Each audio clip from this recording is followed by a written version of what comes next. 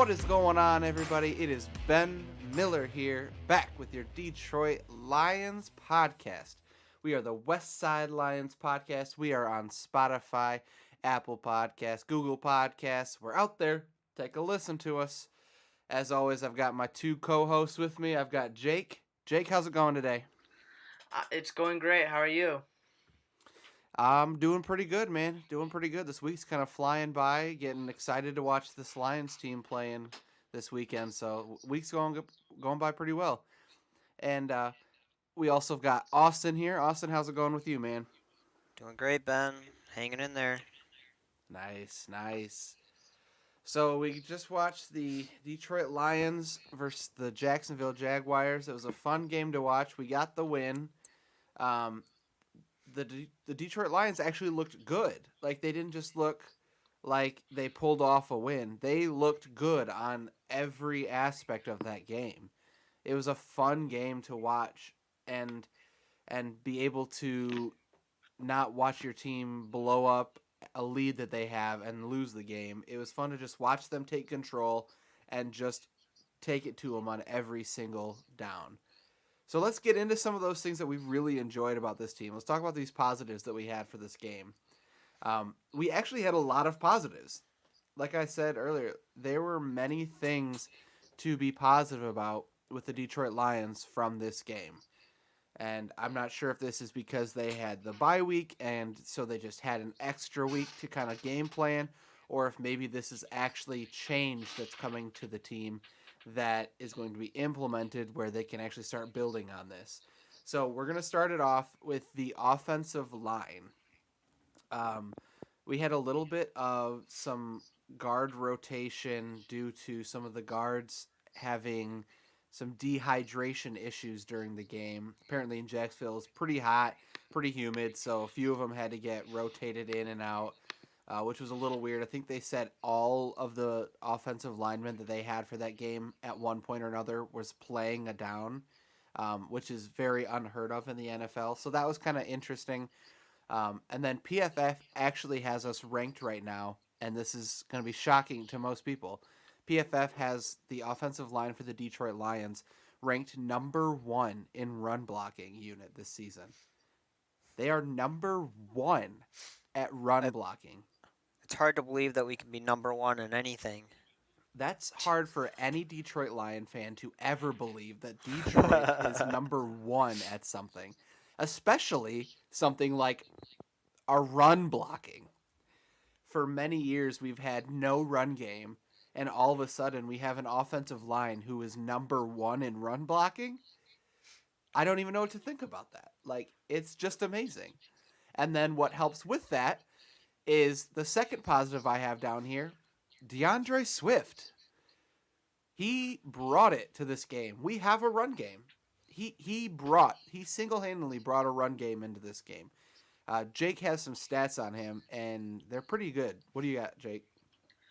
DeAndre Swift had a breakout game against the Jacksonville Jaguars. Some of his stats include 116 rushing yards, 8.3 yards a carry. That's insane. That's almost a first down a run. He has 1 rushing touchdown and 1 catch for 18 yards. He actually had 2 rushing touchdowns. Oh, oops. Yep, so those are pretty good stats for DeAndre Swift. I mean, 116 rushing yards, 8.3 yards per carry, 2 rushing touchdowns, and then another big catch. So here's my question to both of you. This this Detroit Lions team and their coaching sometimes baffles me, where they have a good player who shows up, and then instead of rewarding him by continuously playing him, they'll play somebody who's not as good. So DeAndre Swift just had this breakout game. I would hope that the coaches say, okay, from now on, DeAndre Swift will be our premier back. Do you see that happening? No, they're too dumb. They won't do it. It's going to be the same thing that happened with Kerryon Johnson. He came in, he did really well, but nope, they decided not to play him. They didn't give him the playing time. That would be quite the shame. I see it happening. You see it happening that he's our I, premier back now. I see it. He proved that he's the lead back. Kerryon Johnson has done good run blocking, and I think he could be used in the pass game. And I don't really want to see Adrian Peterson included much because what's he gonna do? He's only gonna do that for 2 years. So I'd like to see DeAndre Swift, the guy we drafted with the third pick in the second round, to be our premier back. Yeah, I agree with you. And one thing I want to add in with that is when Adrian Peterson started this season, he looked pretty good. He kind of jumped back up to a place that we have not seen from him recently. Um, However, he's kind of lulled back out and he has not been running super well. And so the running game kind of went away a little bit. We've talked about it in our last podcasts a little bit. And DeAndre Swift looks like he deserved to be taken in the first round from this game. So I think we need to. I'm with you guys. I think that he needs to be the premier back going forward. And I think that that's kind of what they have planned for him for the future because Adrian Peterson's only here for a 1-year deal. I'm assuming it's going to be DeAndre Swift and Kerryon Johnson with maybe Bo Scarborough as our third back kind of in the future. But I just really hope that they don't try to beat a dead horse with trying to continuously use Adrian Peterson if he's not working when we have somebody like DeAndre Swift who is working very well. Our next one that we're going to talk about as our positives is Stafford. Matthew Stafford went 19 for 31 of his passes. He threw for 223 yards, 1 touchdown. He actually had an interception that was off of I think it was off of a tipped ball, wasn't it? The defensive lineman tipped it, I think. Yep. And then he had 0 sacks. He had a QB rating of 93 overall. So not tremendous numbers, but solid numbers from a quarterback. I think a lot of people wanted to see him kind of return to his 2019 status, and I just don't think he's gotten there. I think he's gotten a step up from what he was playing earlier in the year, so maybe he can keep trending that way. But it was good to see him kind of get back into rhythm a little bit and increase kind of his stats. So that was good to see. And then one man who helped with that is Kenny Galladay. He did very well as well. He had 4 catches for 105 yards, and then he also drew 2 big pass interference calls that got him first downs, moved him way down the field, set him up for touchdowns. And those don't usually get put into any stat lines, but those are big for the team as well. So it was really good to watch Kenny Galladay as well kind of come out on his own. And I just want to quickly go off on a little tangent while talking about Kenny Galladay. We're going to talk a little bit more about it later when we get into trades and everything. But I'm just going to throw this question out to you both. I want a yes or no from each of you. In all actuality, with your Detroit Lions fan goggles off, do you see Kenny Galladay getting an extension? No. Yes. Jake, why do you say no? I don't feel like the front office is willing to pay him top wide receiver money or top 10 wide receiver money. I see him going through a trade or free agency. I want him to stay personally because he's an insane wide receiver with so much more to prove, but I don't see it happening. Yeah. And Austin, you said yes, you do think he gets extended? Yeah, he needs to. Okay. Needs to and does he is 2 different things with this team though. So Okay, does so he? I'm going to give the Lions the benefit of the doubt on this and say that they're not going to be complete dipsticks and they're going to actually be smart and sign him.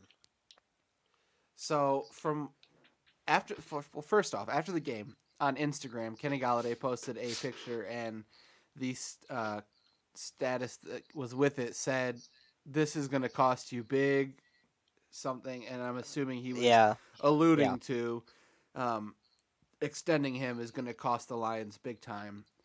And as good as Galladay is with making big plays and whatever, he if we're going to be honest about it, he has trouble with separation. All of the Lions wide receivers right now have trouble with separation. Yeah.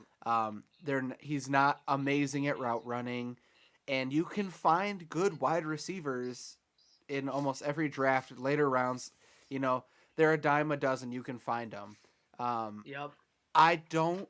If I'm going to be 100% honest, I don't know if it's in the Lions' best interest to extend him with the money that I'm assuming he's asking for. I'm assuming Probably he's 15 asking mil. for. Yeah, I'm assuming he's I didn't even assume he's asking more than that. I'd assume he's asking top 3 wide receiver money right now. And I don't think he is worth that. Not top 3. Yeah. Top. No, Prop, not And top three. top we'll 8 get maybe. into yeah.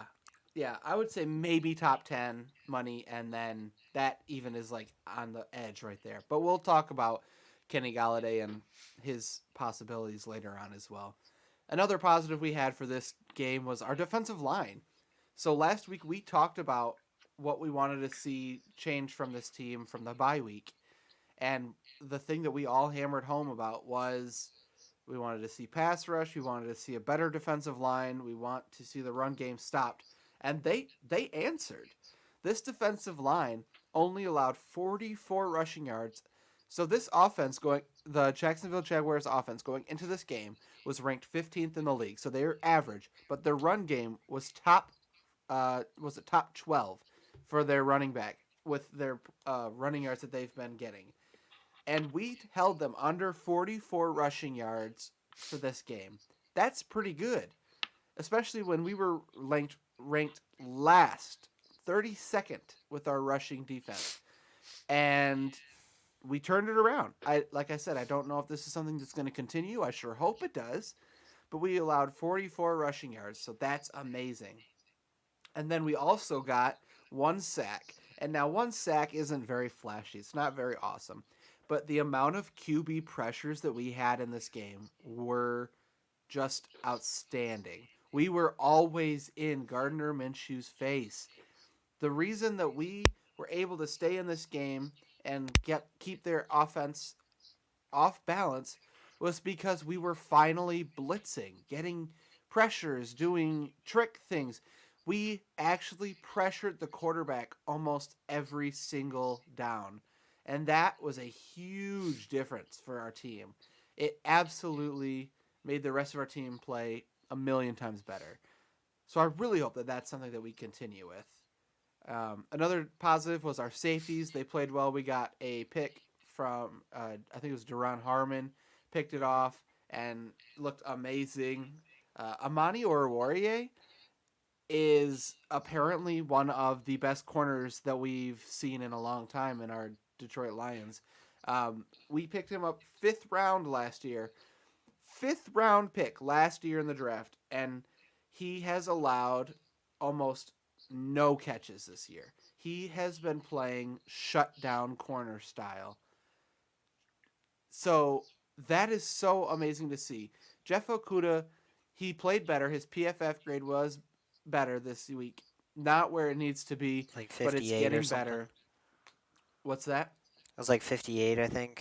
Yeah, yep, 50. It's around the 58 to 60 range. So it's trending up, which is good. It's what you want to see from a rookie, is that each week he's getting better, and he is. And so if he gets up to the level that we're expecting him to be at some point, with Amani Oruwariye on the other side, holy cow.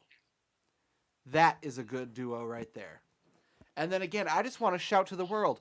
We had a pass rush. We finally had a pass rush. It was so awesome to see. At one point, we had, I think, 7 people rush the quarterback. And I had to, check to see, am I really watching a Lions game right now? Because that's not what we do. We rush 3, maybe 4 people. And they rushed 7. A full line of defensive players went and rushed Gardner Minshew.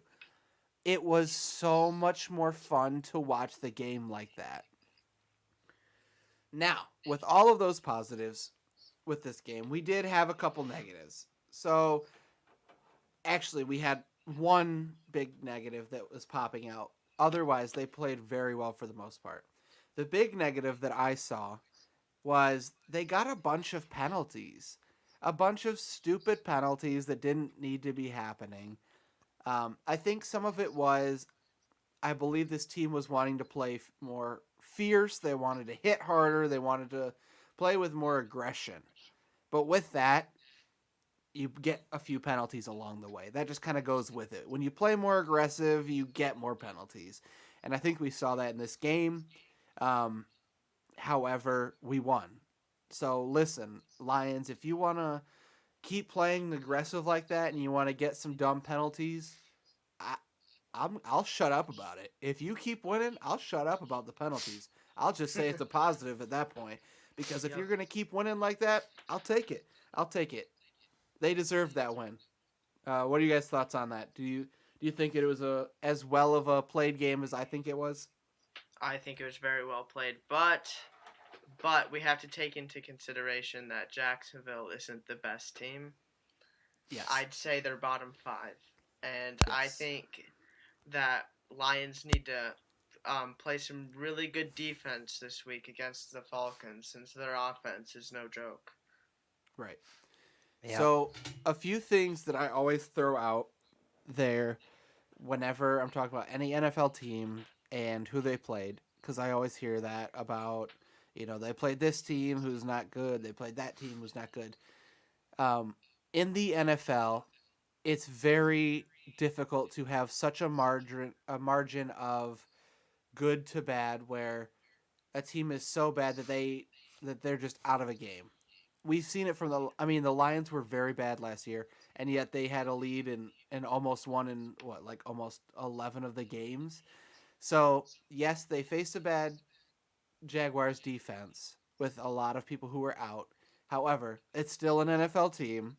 You take the wins as wins, and a win is a win. Um, and then also, like I said, their offense was not bad going into that game. Their offense was one of the higher averaged offenses in the NFL, and yet we just shut them down. So yes, we do have to keep in mind that it was not we're not facing a Seattle Seahawks team, but a win is a win, and the big thing with the Lions are they are not winning the games that they need to win. And this was the game they needed to win, and they did it. So I think it's a positive. Austin, what were your thoughts? Yeah, I mean, they came out and they played great. Stafford started to show some of his true colors again. Um, I was happy about that. He still had some missed throws, but he was definitely a step better than the last few weeks. So Yeah. Um, Real quick, I want to chat about because now that you said Stafford and missed throws, kind of clicked in my head. We need to talk about Marvin Jones.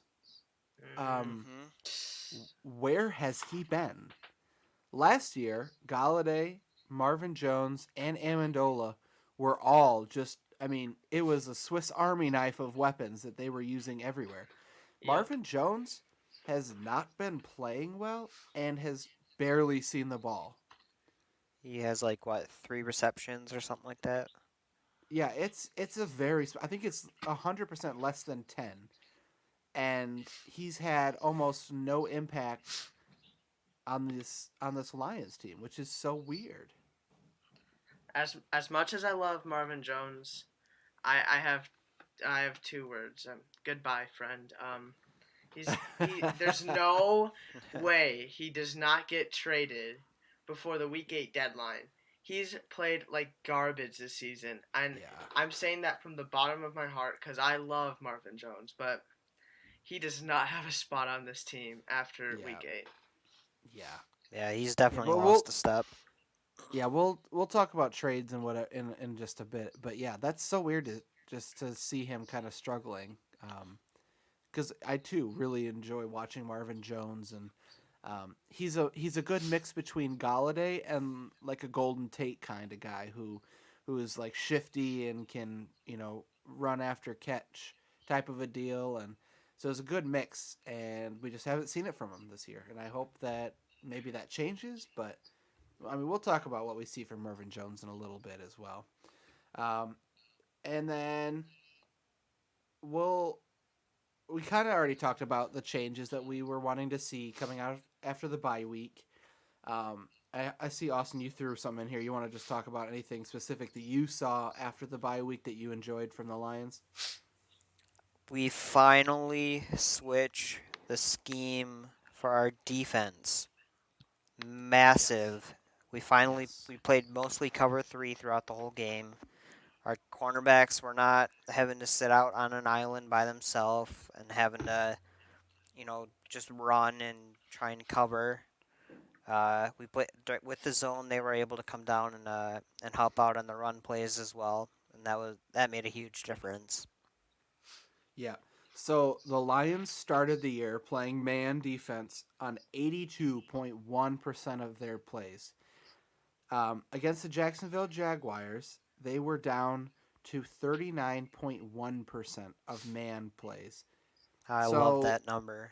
that's something very good that we wanted to see, and we saw it. And that is something that we can take away as a big positive, that they saw it wasn't working and they changed it. Um, so I think there's still reason to be positive about this team, especially with the schedule they have coming up. That okay, we were very hot on the Matt Patricia needs to be fired train, but we have to be honest with ourselves that the season is still far from over. We're sitting right now at Yeah. 2-3. It seems like it's way worse than that, but it's not. It's 2-3, and we were honestly one dropped pass away from 3-2, and then one game away from being the NFC North leaders. So we're not, and the schedule we have coming up, we're not out of this thing yet.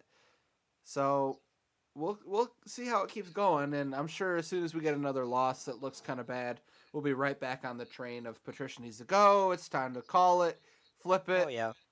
I'm not hopping off the train. I think he still needs to go. Yeah, I think it's very difficult, from what I've heard from past players about his coaching style. It's hard for me to be on a train of keeping him just because I don't think he's the correct coaching type for what this team needs. But I'm also not going to fire a guy who's winning.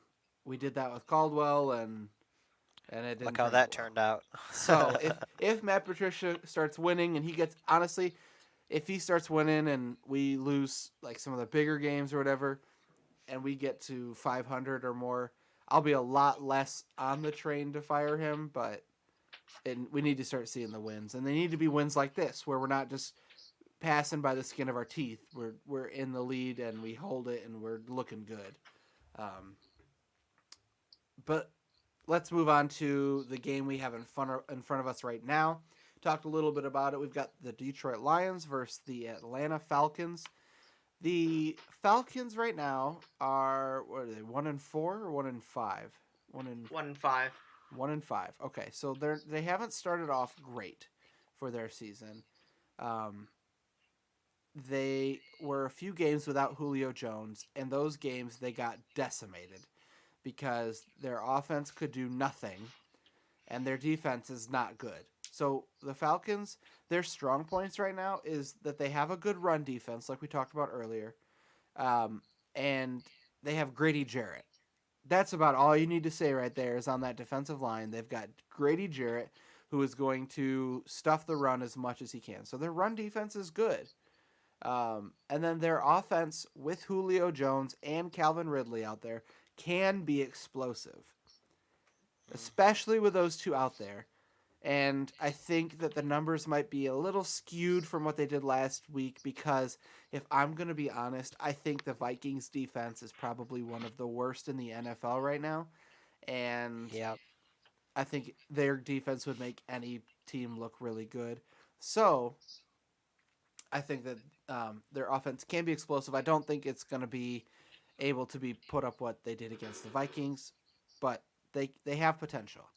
Their weaknesses right now is their secondary, and the rest of their defense is trash. which is going to be good for Stafford because he'll be able to light up those passing lanes. I expect some big numbers from these wide receivers and TJ Hawkinson. I think they're going to utilize the screen pass a lot with this defense. Just because the defensive line is the biggest thing that they've got with their run defense. I don't think they're going to be able to run a ton. So I think that they're going to have to find different ways to get the ball to DeAndre Swift, which would include some screens. So that's what I see happening there. The injury report that we've got was for the Detroit Lions. Desmond Trufant is still not playing. Justin Coleman came off of IR today. Great news. Yes, it's amazing news. However, I don't see him playing this week. I probably see him taking this week off and then coming back the week after for week 8. He's under the 21-day yeah preliminary evaluation.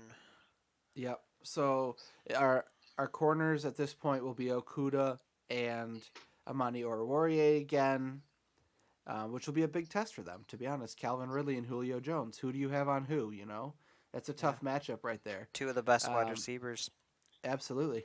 We're definitely going to need some of that safety help we got in the last game. And then Danny Amendola was limited today in practice. Trey Flowers was limited. Marvin Jones was limited. Frank Ragnow was limited. And then Joe Dahl was full practice. So everyone has been trending on the upward path. Looks like most of them will be playing except for Desmond Trufant and, like we talked about, Justin Coleman. And now the Falcons injury report. Russell Gage, wide receiver, full practice. Brandon Powell, full practice. Calvin Ridley was limited. I'm assuming he's still going to play. Kendall Sheffield was limited. Jalen Hawkins, limited practice. He's in concussion protocol. Dante Fowler did not practice today. That might be a good thing for us. Dante Fowler is a good defensive end that they've got. So if he doesn't play, that'll be good for us. Julio Jones was limited practice today. I'm assuming he's going to play. I'm assuming they're just trying to keep him kind of safe, guarded, so that way he'll be able to play on Sunday. And then just a few other players that didn't play, but they're not really any players that we're going to worry about because they're not going to be starters. All right, so we kind of talked about it earlier, was the trades that we're talking about. We talked a little bit about Marvin Jones and also Galladay. We talked a little bit about. So let's kind of get into it a little bit. Trade deadline is coming up. Like Jake mentioned, it was week 8 trade deadline. Trades are bound to happen. What are some trades that you think would be possible that have something to do with the Detroit Lions? First, I'm going to hand it over to Jake. What is yours, Jake? I have a couple, actually. First one I have is Marvin Jones to the New England Patriots or the Baltimore Ravens. Man, stealing mine. They're both wide receiver needy teams, and I see us getting a late round pick for that, and I could also see Kenny Galladay in a pretty big trade. I not the Texans trade that we'll talk about. I don't like that, but I like him going to a kind of a bad team, like maybe Washington, for maybe a second round pick for a guy who's on a contract year. I wouldn't be crying if that happened. I would be actually pretty happy.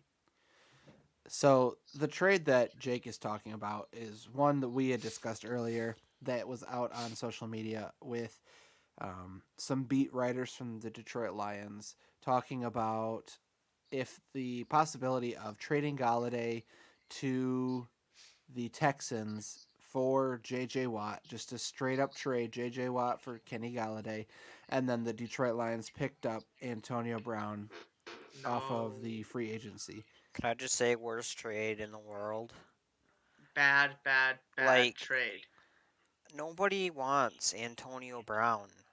Yep. Just his locker room presence is so bad. He's very toxic. Yeah, I don't think he'd be a good fit with Matt Patricia.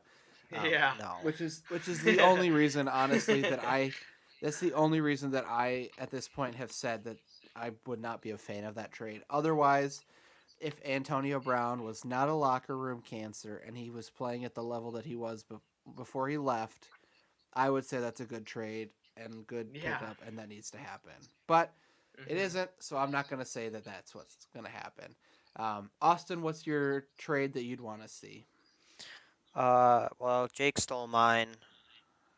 Uh, I had Jones going to the Eagles for a 5th-round pick, but Yeah. I also saw him going to the Ravens, but the Mhm. Ravens just signed Des Bryant to their practice squad. Mm-hmm. But he's So, washed up. yeah, I mean, He's old. He hasn't played in 3 years. Yeah, I don't see Des I don't Bryant see making a big him. impact. I don't see him doing much. I see him being a fourth wide receiver on that lineup when Right. signed on to the regular roster. If he makes it to the regular roster. Exactly. Yeah, Exactly. I agree. But I also was kind of thinking the Jones to the Eagles. I think that the Eagles are in need of some wide receivers right now. I think Marvin Jones would be a good pickup there.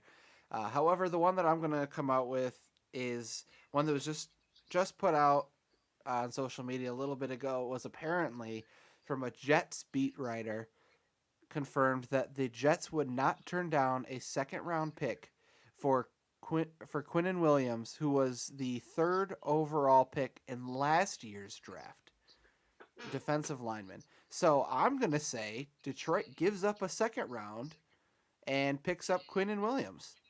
That Good is the trade. defensive line player that we need. Good trade. I like that one. Yeah, I Very think good that's trade. needed. I think that needs to happen. I think it's Hmm. exactly what the Lions need, and it's for a good price. He was the third overall pick, and we're going to get him for a second round pick that we might get from trading Kenny Galladay The next Ndamukong Suh. and Dominican Sue. Except for we can't yell Sue every time he gets a sack. Williams. Oh man. So we talked about the new point system score that we're doing right now. Currently, I am in the lead with 1 point. I guessed correctly the underdog prediction of Giants over Washington. That came to fruition. So I am at 1 point. Austin and Jake were very close to getting points, but they did not. So since I do have the point, I'm going to start us off this week with something that we think we know about this game. I think with this beat up secondary and the Falcons team that they've got, I don't see a lot of help with covering wide receivers, so they're going to have to double some people, which is going to leave my boy TJ Hawkinson open for some big plays. I see TJ Hawkinson having 2 touchdowns this game. Hey, that'll help my fantasy team. I like that. Same. Same here. Mm-hmm.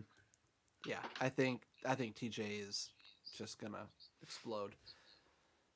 All right, and then we're going to switch it over. Jake, what's your thing that you think you know for this game? This is kind of bold now because they are both limited at practice, but I can see Calvin Ridley and Julio Jones both having over 70 receiving yards. And I say that because Calvin Ridley has been great all season for the Falcons, and Julio Jones just came off of a really good game at the Vikings. So I see them. I can see them beating out Jeff Okuda and Amani. I don't know, man. Monty's been playing pretty well. Yeah. But we'll see. I think that that's definitely a reachable goal for them. So we'll just see. It'll be an interesting to watch. Austin, what's your thing that you think you know?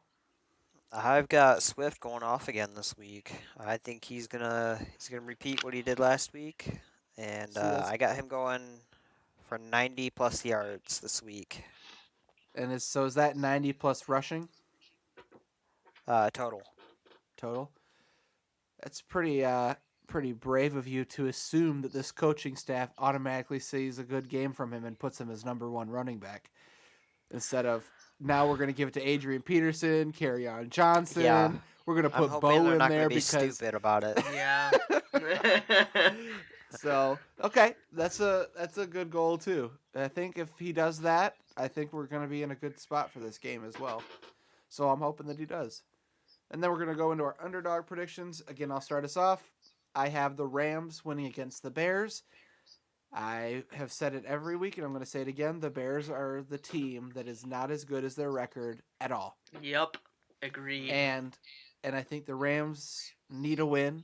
I think that they're desperate for a win right now, and I think the Rams are going to be able to do it against the Bears. I don't think that they're going to be able to. I don't think the Bears are going to continue this charade that they've got going on. So I think Rams take the Bears. Austin, who you got? I've got the Texans over the Packers. Texans came out and they played really well Nice. against Titans, and Green Bay came out and laid a goose against Tampa, and I'm Mhm. hoping that Texans will just take them over and go after Mhm. them. Hopefully. Real quick, I'm going to throw this out there. If Texans beat Packers, Rams beat Bears, Lions are one game away from leading the NFC North if they win against the Falcons. That's what I like to see. And Mhm. we have a very favorable schedule coming up. So let's hope for both of those things to happen. Jake, what you got? I have the Washington football team beating the Dallas Cowboys. Now, this is you can veto this because the division's horrible. But I think Washington's defensive line is pretty good. And I like them beating up this beaten up Cowboys offensive line. And Cowboys played horrendous against Cardinals. Mhm. Awful. Yep, they sure And did. I think Washington deserves a win here. Yeah, I could see that. So I haven't been watching a whole bunch of the Washington games. Is Alex Smith their starting quarterback right now? No, I think uh, it's still it's the dude Haskins, from. right? No, it's No, not. it's not Haskins. I Kyle know he Allen. got It's not? sat. Kyle Allen Oh, Kyle Allen. That's right. Okay. That's came so from weird. Carolina. I feel like Haskins has a bigger upside than Kyle Allen, but I'm not a coach. I'm gonna let Yep. them do them. We pretend we are. Right. Yep. Maybe one day one of us will get put on a team. All right. Well, that is going to end out our podcast today. Thank you so much for listening. We'll be back next week to talk about how the game went, and then we'll be talking about the team we've got next. Again, we are out there, Spotify, Apple Podcasts, Google Podcasts. We are going to be out on social media soon. We're going to hopefully get out there so you guys can follow us. We'll put our Twitter and Instagram handles out there for you. We appreciate you guys listening. You guys have a wonderful week. Go Lions.